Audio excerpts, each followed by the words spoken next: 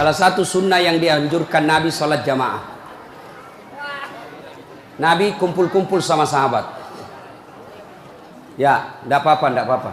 Tidak usah kasih, tidak apa-apa Pak. Sedikit lagi, 5 menit lagi. Menunggu orang masjid takwa. Ya, Nabi, saudara-saudara sekalian, kalian yang tetangga dengan masjid wajib datang berjamaah. Bertanya sahabat, mana tetangga masjid ya Rasul? Kanan masjid 40 rumah, depan masjid 40 rumah, belakang masjid 40 rumah, belakang masjid 40 rumah. Itu tetangga masjid. Bubar. Tiba-tiba datang tunanetra. Tahu tunanetra? Tidak melihat. Ya Rasulullah, bagaimana saya? Oh, kau lain karena kau tidak melihat. Pulang ini. Boleh kau sholat di rumahmu karena kau tidak melihat. Pulang. Belum jauh dipanggil kembali Nabi. Ya fulan, tan. Sini kau dulu. Kenapa? Kau dengar azan di masjid. Saya dengar ya Rasul. Kalau begitu kau wajib datang berjamaah di masjid. Zaman Nabi, tunanetra wajib berjamaah karena dia dengar azan di masjid. Kalau ini hadis diterapkan Pak, penuh ini masjid jamaah. Kenapa? Kalau azan di menara sampai di ujung-ujung rumah dia dengar. Dan alhamdulillah masjid selalu ramai jamaahnya Pak. Terutama kalau subuh. Penuh sampai di luar. Tidak ada di dalam. Yang di dalam orang tua sudah pensiun. Kentara itu kalau subuh orang tua Pak, bau minyak gosok baru kita masuk pintu. Minyak angin, minyak gosok, cap tawon. Tidak ada Bulgari. Orang tua semua di dalam masjid. Kenapa orang malas ke masjid? Satu, karena dia tidak lihat pahalanya. Coba kalau Pak Rahmat Mas'ud umumkan, siapa yang datang sholat berjamaah subuh dapat beras 50 kilo, pembeli pulsa 200.000. Jam 5 sholat subuh, jam 10 malam sudah pesan masjid sampai di luar. Kenapa? Karena dia lihat pahalanya. Yang kedua, kenapa orang malas ke masjid? Karena dia tidak tahu pahalanya. Dengar bapak-bapak ini, terutama kita yang sudah muka-muka sakaratil maut ini, yang sudah tua ya, rajin-rajin ke masjid Pak. Berdoa mudah-mudahan bapak lagi sujud ajal menjemput. Apa keutamaan berjamaah di masjid? Satu, kalau hujan, basah baju, atau kena debu melengket di badan, ke masjid, bajunya yang basah itu melindungi dia nanti di pada masa. Tahu mantel Pak? Hujan, kalau hujan pakai payung.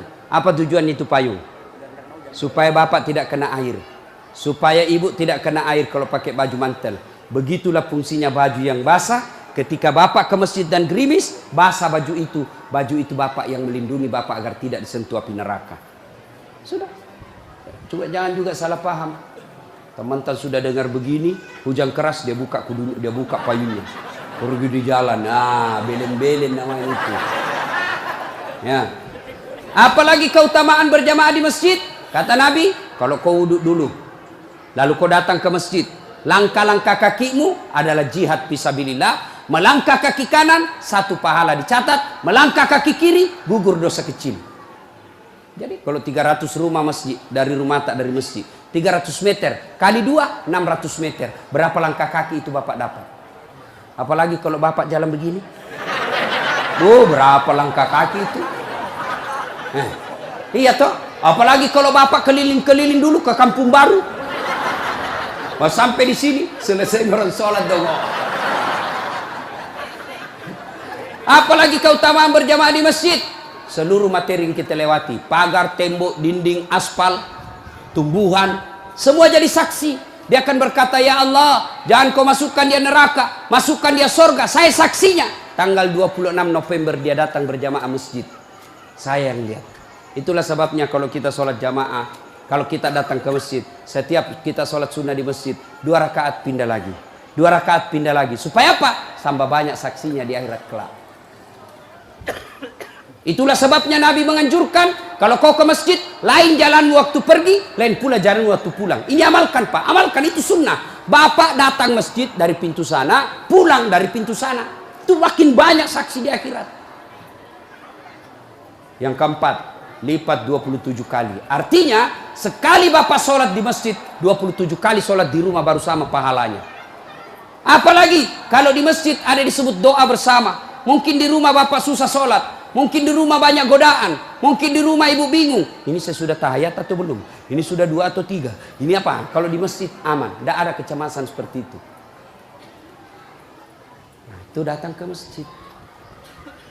Yang berikutnya, yang membuat orang malas ke masjid. Tadi, yang ketiga, manajemen masjid tidak bagus. Mana manajemen masjid yang tidak bagus? Selalu disimpan saldo kas. Jangan simpan saldo, Pak. Dengar ini panitia masjid. Bapak kalau simpan saldo kas di masjid, bapak yang tanggung dosanya, tidak jalan amalnya orang. Saldo kas 80 juta. Jangan simpan. Cari orang yang susah, yang rajin berjamaah. Ada utangnya di bank, bayarkan supaya dia lepas dari kredit. Boleh itu. Baru dia suruh cicil ke masjid. Kalau dia di bank berbunga, makin susah hidupnya. Boleh. Saldo kas 80 juta. Kita mau kencing tidak ada air. Kerannya rusak-rusak. Simpan, jangan. Berhenti jadi panitia kalau bapak tidak bisa urus masjid. Yang sudah tua mundurlah. Kasih anak muda. Ini masjid bukan perusahaan punya. Begitukah di sini? Hah? Jangan marah, Pak. Siapa suruh kau panggil, Pak? Semau kok. Demi Allah, Pak, bapak tanggung kalau amalnya orang tidak jalan. Bapak coba kalau itu uang cuma 100 ribu, tapi diberikan keran, maka selama keran itu berputar, selama itu orang yang punya uang dapat pahala. Tapi kalau dia cuma di bank disimpan, tidak jalan amalnya. Belikan dispenser, belikan kopi, tidak apa-apa, boleh. Jangan ditulis di masjid, dilarang tidur. Siapa yang larang tidur di masjid? Tidak ada dalilnya. Ayo, bapak pernah ke tanah suci di Madinah, pernah ke Mekah, ada tidak ditulis dilarang tidur? Tidak, Pak. Barangkali ada orang tidak bisa tidur di rumahnya, dia datang ke masjid supaya bisa tidur. Itu memang boleh. Yang tidak boleh, ngiler. Maka kalau kau mau tidur di masjid, bawa kau bantal. Kalau tidak bisa kau gelisah kau di rumahmu, bertengkar kau sama istrimu, istrimu ngomel terus. Maka dia bilang, jangan kau pulang, merdeka. Bodoh itu istri sekarang kalau Nabi bilang sama istrinya, jangan kau pulang. Oh, gembirai. Langsung Nabi bilang pacarnya, sini kau sayang, di rumahku kau tidur, kulayani kau dengan baik. Sudah. Jangan ditulis, jangan bawa anak-anak berisik. Bersyukur kalau masih ada anak-anak berisik di masjid. Kalau tidak ada anak-anak berisik di masjid, maka tidak ada lagi nanti yang mau datang di masjid. Kalian juga orang tua, kalau anakmu mau ke masjid, belikan songkok dan baju baru. Anaknya mau pergi, Pak, mau pergi masjid, belikan songkok. Apa dia bilang? Itu nak, songkok na nenek nu kau pakai. Anaknya nomor 7, songkok anak nenek nomor 10. Tak buas si songkok nama buas sih. Berteriak ni temannya, Pak Doja. Tidak mau ya anak tak pergi masjid. Hei. Itu nih pentingnya anak muda jadi pengurus masjid. Karena kalian kalau sudah tua tidak ada lu tahu. Kau juga anak muda, muliakan orang tua. Tempatkan di mana itu orang tua? Tempatkan sebagai penasehat masjid. Jangan masjid dikira dia punya. Ini lembaga, umat yang punya. Kasih karpet yang bagus. Ada saldo kas, jangan simpan, Pak. Bapak berdosa. Tidak jalan amalnya orang. Apalagi membuat orang malas ke masjid. Apa? Kadang-kala apa? Sound sistemnya jelek. Begitu kita takbir, Allahu Akbar, langsung story.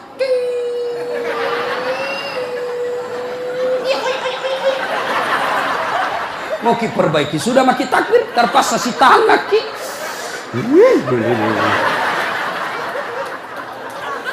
Apalagi membuat orang malas ke masjid. Apa?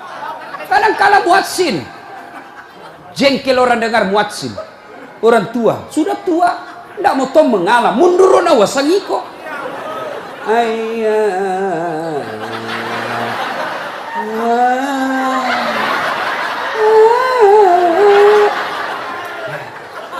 Namun dari iya siro tomato, iya siro. Ayo coba. Iya. Apalah yang membuat orang malas ke masjid? Kadang-kala penceramah.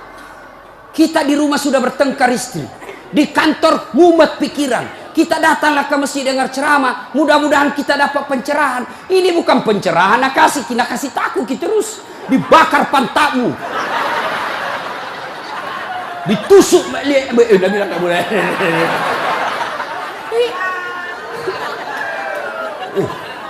Iya, apalagi yang kasih malas orang ke masjid. Kadang-kala apa? Imam. Ada juga imam suka sekali baca panjang. Tidak tahu juga apa nak baca. Nagarek memi. Dalin. Al-Fatihah paling nak baca.